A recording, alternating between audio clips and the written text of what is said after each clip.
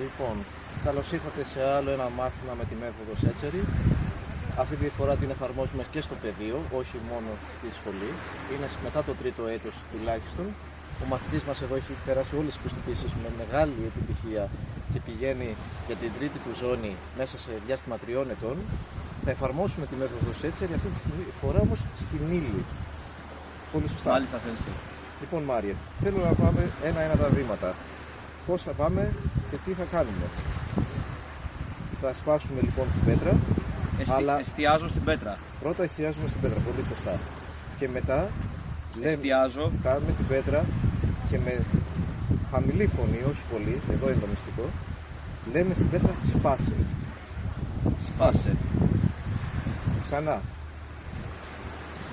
Σπάσε. Εστίασε στην πέτρα. Εστιάζω στην πέτρα. Και τώρα, να δούμε εδώ πέρα ότι δεν κοπανάει ο αέρας. Λέμε σπάσε. Σπάσε. Λίγο ακόμα, είσαι πολύ κοντά.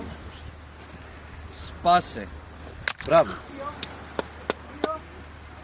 Έχεις το πεδίο, Μάριος, τρίτο έτος.